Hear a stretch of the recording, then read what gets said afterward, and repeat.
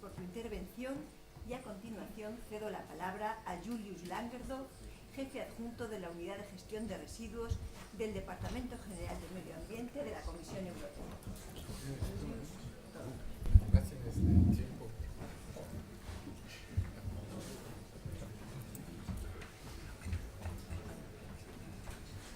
Muchas gracias, María José. Y buenos días a todos. Muchas gracias por la oportunidad de participar aquí. Es un gran placer estar en Sevilla, Andalucía, pasear por sus calles con un buen tiempo, un cielo despejado. Muchas gracias por todo ello. Voy a continuar en inglés porque las presentaciones de este tipo, hacerlas en español cuesta un poco, pero me van a entender aún así. What I wanted to do is to make 7 points essentially in this introduction. First of all, and picking up on what Raimund Bleichwitz was mentioning,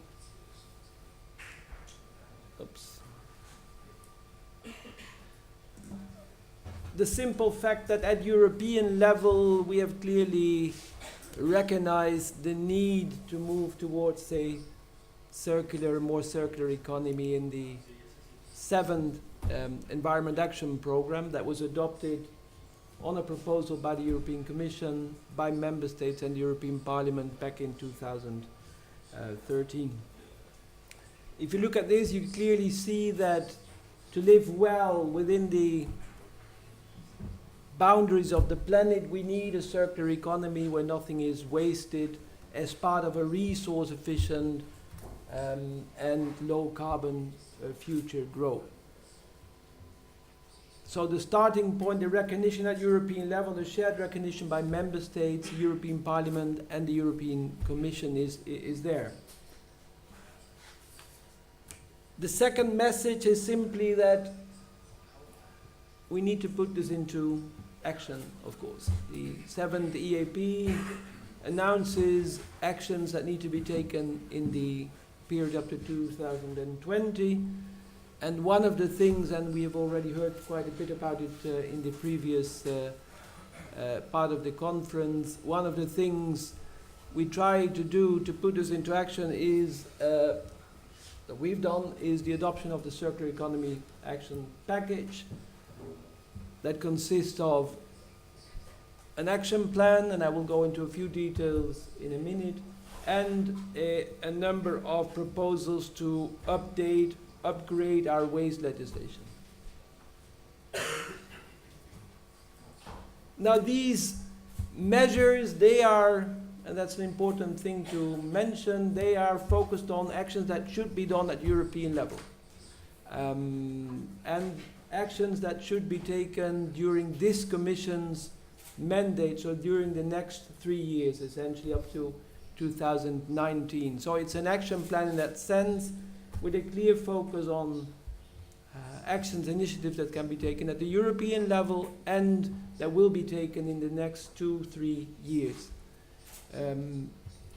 Of course, that is not enough to bring about a circular economy, and everybody agrees that we need actions at all levels. This is just a contribution that we feel can be made at the European level, but at all levels action will be needed. And I think that is a third message, that yes, we've adopted this action plan, but please don't sit back and wait for the European level to do everything, because then it will not happen. We make our contributions as member states, regions, cities will have to make theirs, industry, consumers and so on. So this is just one contribution, but it's not so that this will solve all problems or bring about the circular economy in Europe.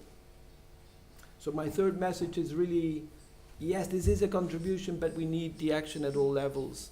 And the focus of the action plan is really on things that should be done at European level. Now, fourth message, is this an environmental agenda only? And of course it is not. I mean, if it had been an environmental agenda only, the chances of this having been adopted in this form would have been quite limited. This is an economic agenda first and foremost. It's a job creation agenda. This is a climate change agenda. Those are the top priorities in the Juncker Commission. Economic growth, job creation, climate change, reducing our dependence on supply of raw materials from third countries. And of course, environment is part of that picture, but it's much more than just an environment agenda. We've looked at some figures already, but in our studies and the type of figures we mentioned, if we look at waste legislation, implementing current waste legislation in Europe,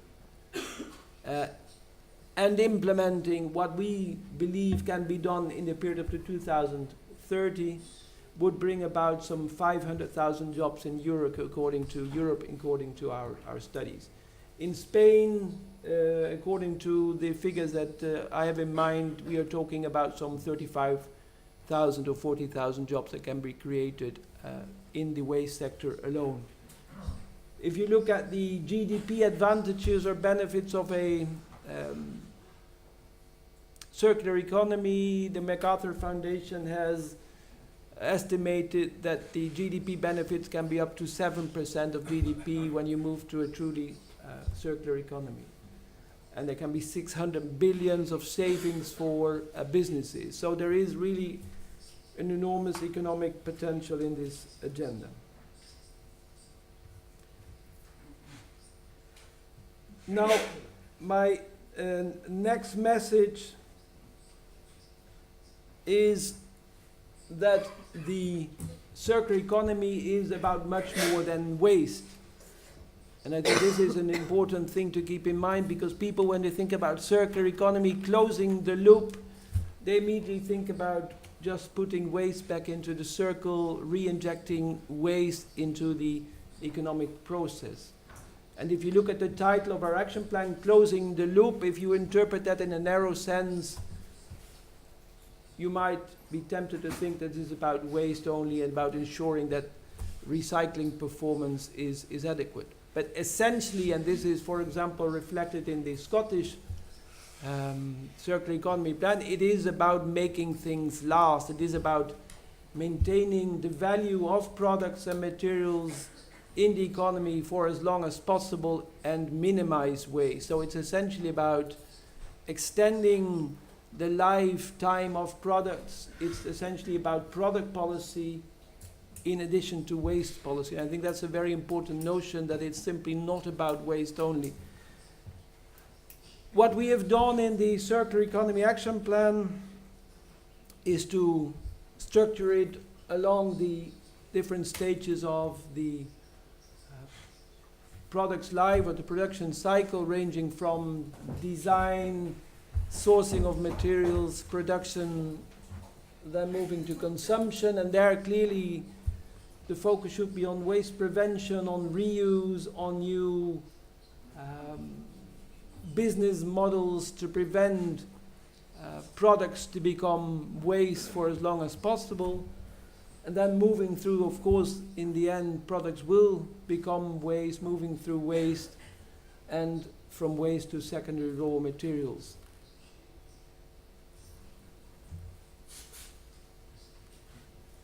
We've already listened, and I'm not going to go into any detail, but we've listened to some of the examples that you will find in the action plan. You counted them, or your minister counted them. There are 54 of them that are detailed in an annex, and here you find just a few of those 54 actions, things that we will do, we have committed to doing over the next 5 years, or 3 years rather, from eco-design to testing programs on plant obsolescence, to review of the fertilizers regulation to promote more waste-based, organic, bio-based fertilizers, to the further promotion of green public procurement, the quality standards for secondary materials, a strategy on plastic and plastic waste, including plastic littering, but also other issues related to plastics, an important strategy about the relationship between chemicals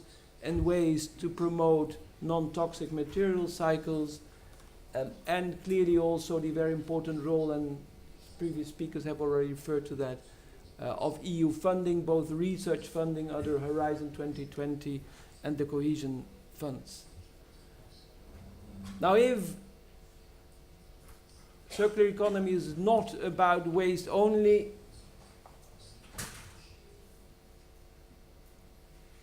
it is in the end also about waste, and that's the second part of the circular economy package, our revised proposals for waste.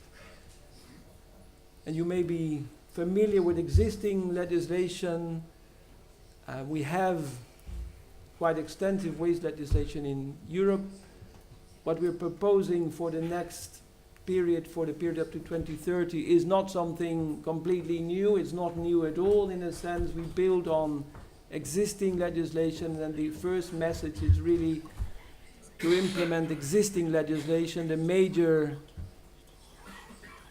obligations in existing legislation, ranging from promoting the waste hierarchy to, very importantly, promote separate collection, so prevention and reuse before recycling, recycling before energy recovery, and energy recovery before landfilling as the most or the least preferred option.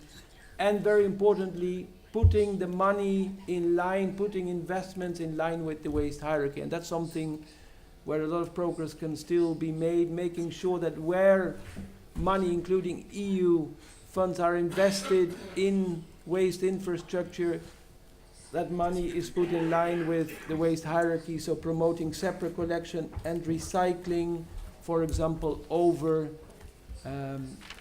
mechanical biological treatment installations, waste incineration plants, or in the landfilling capacity. That's a very important message that you will find in the action plan. Now, in terms, where do we want to move in 2030? But let me first give you a quick overview of where we are currently before moving to the 2030 perspective. This gives you on one page an overview of the current situation. Europe Green is essentially recycling composting rates. Red and purple, red is incineration and purple is landfilling. And you can see a very clear picture here with a number of member states having high recycling composting rates, those on your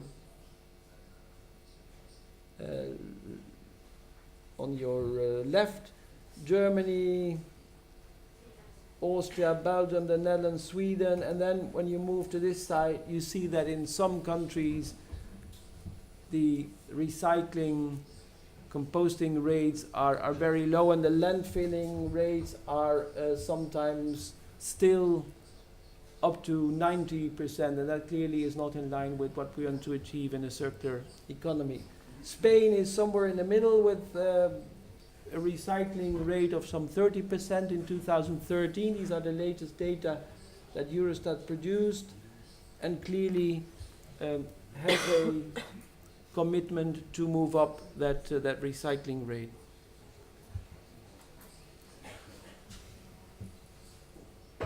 Now, where do we want to move in the longer term? And clearly what we try to do with the waste proposals is to go beyond the existing 2020 quantitative targets for recycling of municipal waste, of packaging waste, and also in terms of landfilling reductions. We create a perspective for 2025 and 2030. And these are ambitious targets, and the Secretariado del Estado said we want to be ambitious. Well, we've also tried to be ambitious. We think these are ambitious, but at the same time, we think they can be achieved. If you look at past performances in a number of member states, including the good performers now, Belgium, Germany, and Netherlands, they had very high landfilling rates in the mid-90s still. So over the past 20 years, they have made fast progress, have progressed to where they are now. So we think these targets are realistic, provided, of course, that the right policies are put in place, the right economic instruments, incentives are put in place, the right investment choices are made, and those are critical conditions to achieve that.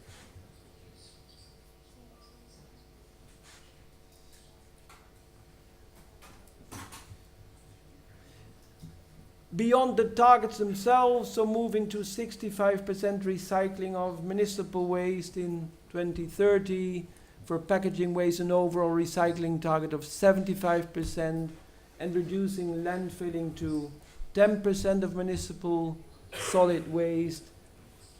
There are other measures also in the legislative proposal. There are measures on waste prevention. That clearly is important to ensure compliance with the waste hierarchy, for example, on food waste, for example, industrial waste, on construction demolition waste. There are measures to facilitate and clarify the rules with respect to byproducts and end of waste criteria. There is a provision that would oblige member states to use economic instrument, landfill taxes, incineration taxes, pay-as-you-throw schemes to move up the waste hierarchy.